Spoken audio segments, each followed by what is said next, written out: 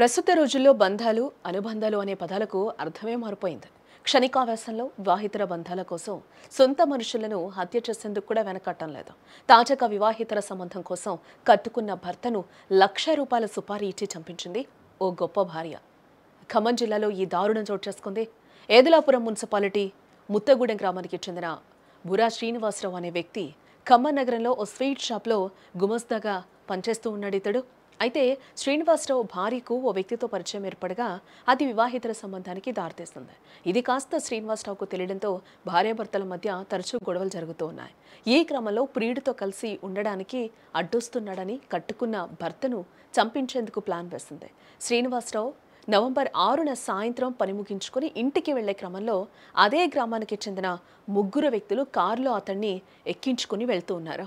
కారులో ఎక్కించుకున్న తర్వాత హత్య చేసి గ్రామ శివారులో ఉన్న ఎన్ఎస్పి కాల్వలో పడేశారు. అనంతరం శ్రీనివాసరావు భార్య అతి తెలివిగా భర్త ఇంటికి రాలేదంటూ బోరున విలపిస్తూ పోలీసులకు ఫిర్యాదు చేయడం జరిగింది. అయితే శ్రీనివాసరావు చెప్పులు, బట్టలు కాలువ వద్ద ఉండడంతో పోలీసులు, స్థానికులు గాలింపు చర్యలైతే చేపట్టారు. శనివారం శ్రీనివాసరావు డెడ్ బాడీ ఎన్ఎస్పి కాల్వలో తేలింది. పోలీసులు డెడ్ బాడీని పోస్టుమార్టానికి తరలించడం జరిగింది. అయితే మృతుడి భార్యపై అనుమానం రావడంతో పోలీసులు ఆమెపై నిఘా పెట్టడం జరిగింది. ఆ అనుమానమే నిజం కావడంతో పోలీసులు ఆమెను అదుపులోకి తీసుకుని విచారించగా అసలు నిజం ఒప్పుకుంది భార్య.